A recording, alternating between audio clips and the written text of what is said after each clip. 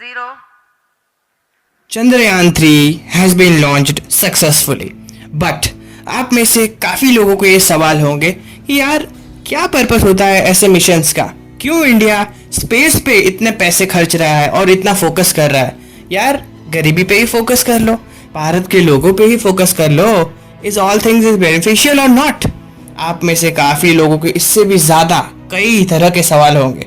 तो आइए इस वीडियो में जानते हैं कि क्या है इसरो, क्या होता है इसरो का काम, क्या है मिशन चंद्रयान 3 एंड क्या है इसका पर्पस एंड मेनली इसके बेनिफिट, कैसे ये भारत की इकोनॉमी में कंट्रीब्यूट करेगा एंड भारत के फायदे में कैसे ये कंट्रीब्यूट करेगा। चलिए जानते हैं इस वीडियो में, कंप्लीट केस स्टडी करते हैं। Let's get started. Hey everyone, welcome in today's video. आपको पता होगा कि चंद्रयान 3 ऑलरेडी लॉन्च हो चुका है 14 जुलाई को 2:35 को। बट आप में से काफी लोगों की ऑब्वियसली क्वेश्चन होंगी कि क्या इसका पर्पस है, क्या इसके बेनिफिट्स हैं एंड सो ऑन। बट वो सब जानने से पहले आइए थोड़ा हिस्ट्री में चलते हैं एंड जानते हैं कि इसरो क्या है, कैसे उसकी फाउंडेशन हुई थी एंड क्या काम करता है इसरो। अब इसरो मतलब Indian space and research organisation, जिसकी फाउंडेशन हुई थी 15 अगस्त 1969 को विक्रम साराभाई के अंडर में। बट उससे भी पहले, yes you heard it right, ISRO एक ऑर्गेनाइजेशन है, बट उससे भी पहले स्पेस एंड रिसर्च के रिलेटेड उससे भी पहले से काम होता था। 1962 में सेम विक्रम साराभाई ने ही ये सारे काम की शुरुआत करी थी, बिकॉज उनको तब इस सेक्टर में काफी ग्रोथ लग रही थी कि यस इंडिया काफी कुछ कर सकता है स्पेस एंड रिसर्च डेवलपमेंट में एंड इन सारे सेक्टर में इंडिया काफी आगे जा सकता है। एंड ऑब्वियसली इंडिया गया, बट तब लोग बिलीव नहीं करते थे। बट फिर भी विक्रम साराभाई ने छोटी सी टीम के अंडर पे सारा कुछ हैंडल करा। सारी ये जो सारी एक्टिविटीज होती है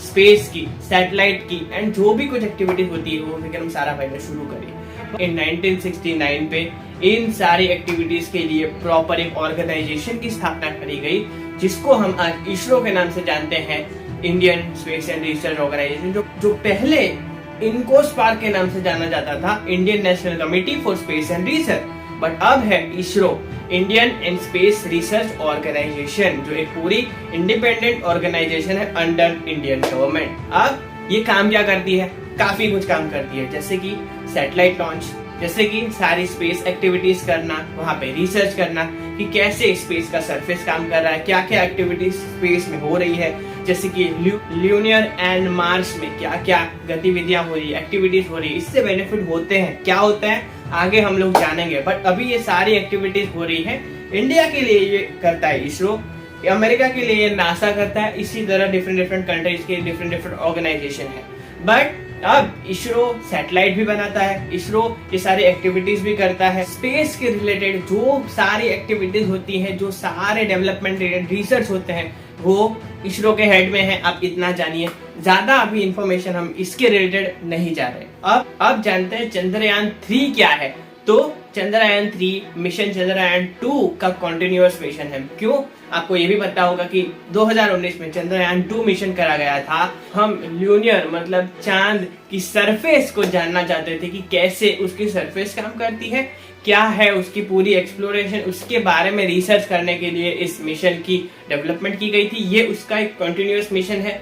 काफी कुछ चेंजेस है, जैसे चंद्रयान 2 में ऑर्बिटर था, बट चंद्रयान 3 में इसमें रोवर एंड लैंडर है। उसमें वो गोल गोल सपाटी में घूम रहा था ऑर्बिटर, बट यहाँ पे एक रोवर एंड एक लैंडर है। मतलब चंद्र की जो सपाटी है उस पे एक रोवर होगा, वो चलकर उसकी जो सरफेस है उसका न्याजा करेगा, मतलब उसको देखेगा कि कैसी है चंद्र की सरफेस। बिकॉज चांद के साउथ रीजन पे जो अभी जो मिशन है, चांद के साउथ पोल पे किस तरह का रीजन है, किस तरह का सरफेस है, वही जानने का ये पर्पस है। क्यों? क्योंकि बताया जा रहा है कि वहां पे भी वाटर है। यस, वो भी काफी सारा वाटर है, तो इस तरह बताया जा रहा है। तो यही सारे कुछ चेक करने के लिए, उसका मुआयना करने के लिए सारा मिशन किया जा रहा है, जो सक्सेसफुल नहीं हुआ था तब। बट अभी सॉफ्ट लैंडिंग कराया जा रहा है, उस टाइम सॉफ्ट लैंडिंग नहीं हो पाई थी। बट इस मिशन में सभी का मानना है कि यस इस बार हो जाएगा, सॉफ्ट लैंडिंग कर लेगा एंड प्रॉपरली जो भी टारगेट है वो अचीव कर लेगा चंद्रयान 3। बट ये सैटेलाइट है, यहाँ पे कोई ह्यूमन नहीं जा रहा। ह्यूमन के रिलेटेड मिशन होगा गगनयान, जिसमें एक ह्यूमन को भेजा जाएगा चांद पे एंड उसकी सरफेस देखने के लिए। सही गगनयान लेकर के चलेंगे। विश्व के अंदर हम चौथे देश बन जाएंगे जो मानव को अंतरिक्ष में पहुंचाने वाले बन जाएंगे। अभी एक सैटेलाइट जा रहा है जो भी मैंने बताया कि ये चांद की सरफेस को देखने के लिए, उसके साउथ पोल की पूरी सरफेस एंड ये सब जानने के लिए करा जा रहा है। अगर ये सक्सेसफुली हो गया, India will become first at south pole. Overall ये सॉफ्ट लैंडिंग करने वाला चौथा देश बन जाए। यूएस, चाइना एंड रशिया के बाद चौथा देश बन जाएगा। अब आप सभी का क्वेश्चन होगा, चलो हो गया ये सब, बट क्या होगा इससे बेनिफिट, क्या मिलेगा हमें as an country and as a individual, क्या फायदा होगा वो जानते हैं। अब एज ए कंट्री बहुत कुछ फायदा होने वाला है। क्यों? इससे अगर हमने ये सक्सेसफुली कर लिया तो इंडिया एक एग्जाम्पल सेट कर देगा कि yes we can also do this all projects. तभी हमें इंटरनेशनल प्रोजेक्ट भी मिल पाएंगे, सैटेलाइट बनाने के, सैटेलाइट लॉन्च करने के, ये सारे स्पेस एंड रिसर्च के वर्क करने के इंटरनेशनल प्रोजेक्ट भी इंडिया ले पाएगा, जिससे हमारी इकोनॉमी में काफी कंट्रीब्यूशन हो पाएगा। जैसे नासा प्रोजेक्ट लेता है, नासा डिफरेंट प्रोजेक्ट करता है एंड उससे उनकी इकोनॉमी में फायदा होता है यूएस की। इसी तरह से अगर इसरो को भी ऐसे प्रोजेक्ट मिलते हैं तो इंडिया की इकोनॉमी में काफी कंट्रीब्यूशन हो पाएगा। इस तरह इकोनॉमिक बेनिफिट हो रहा है। अब काफी और जियोपॉलिटिकल तरीके से भी फायदा हो रहा है। क्यों? इससे हमें वेदर इंफॉर्मेशन मिलती है। क्यों? अगर यही और इसमें बेनिफिट हुआ और सैटेलाइट हम प्रॉपरली बना पाए, स्पेस पे जा पाए, इससे कर पाए, तो उससे हमें पता चल पाता है कि ये सरफेस कैसे काम करता है। अगर कोई फ्यूचर में मे बी कुछ होने वाला है, जैसे कि फ्लूड आने वाला है, जैसे कि टोर्नेडो आने वाला है, तो many more thing can happen, तो उस सभी का अंदेशा हो सकता है। ये पहले ऑलरेडी हो चुका है कि ये सारे कुछ होने से पहले ही हमें अंदेशा मिल चुका है। तो ये सारे बेनिफिट है। और भी काफी बेनिफिट है, जैसे कि हमारी जो बॉर्डर है चाइना की, यस, इससे हमें इजीली सेफ्टी मिल सकती है। बिकॉज हम ऑलरेडी उसमें जान सकते हैं कि जो कंट्री है जैसे कि चाइना, वो हमारे अगेंस्ट पे क्या क्या प्लानिंग कर रहा है, कौन कौन सी एक्टिविटीज कर रहा है हमारे अगेंस्ट पे। इसको कहते हैं बॉर्डर सिक्योरिटी, कि हमारी जो भी बॉर्डर है वो इजीली हम लोग सिक्योर कर सकते हैं। जो मैंने पहले बताया वो था डिजास्टर मैनेजमेंट। मतलब कोई भी डिजास्टर होने से पहले, साइक्लोन, टोर्नेडो, फ्लूड, वो डिजास्टर आने से पहले हमें ऑलरेडी इंफॉर्मेशन मिल जाती है थ्रू आवर सैटेलाइट्स। तो यस, इससे ये बेनिफिट मिल जाता है कि हम इजीली हमारे डिजास्टर को मैनेज कर सकते हैं। जैसे कि हुआ था ना ओडिशा में, आपको पता ओडिशा में जो डिजास्टर हुआ था उसका ऑलरेडी हमें अंदेशा मिल गया था थ्रू आवर सैटेलाइट। सो इससे इजीली वो डिजास्टर को मैनेज कर पाए थे हम लोग। तो इससे काफी कुछ बेनिफिट हुआ था। इसी तरह एग्रीकल्चर एक्टिविटीज में भी काफी कुछ बेनिफिट मिल रहा है। हम लोग इजीली उसकी एक्टिविटीज को इन सभी चीजों के द्वारा आसानी से कर सकते हैं और अच्छी तरह से कर सकते हैं। इससे भी ये सारे बेनिफिट होते हैं। तो ये कुछ बेनिफिट्स थे कि इस तरह अगर हम लोग स्पेस पे फोकस करते हैं, इसरो जैसी और ऑर्गेनाइजेशन बनती है। ये तो था गवर्नमेंट के अंडर।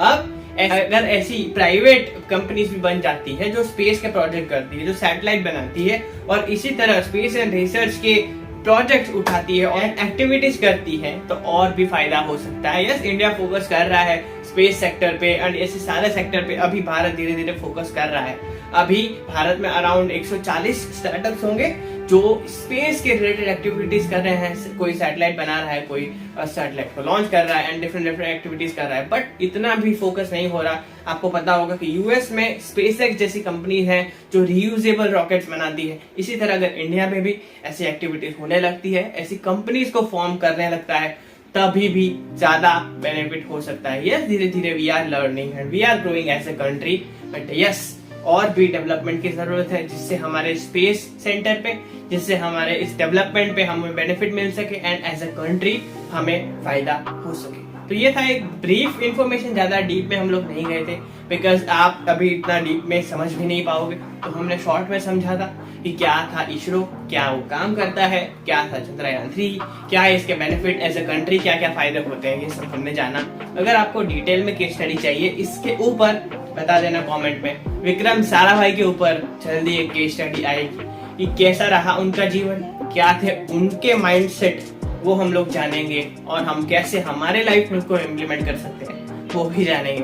आज के लिए इतना ही। कैसा लगा वीडियो बता दीजिए कमेंट सेक्शन में, और कौन सी केस स्टडी चाहते हैं वो भी आप बता दीजिए। This is it for today. This is जय पंचाल शाइनिंग आउट। तरफ के और वीडियोस के लिए चैनल को सब्सक्राइब कर लीजिए, बेल आइकन प्रेस कर लीजिए, इस वीडियो को अपने और दोस्तों के साथ प्लीज शेयर कर दीजिएगा। Thank you so much.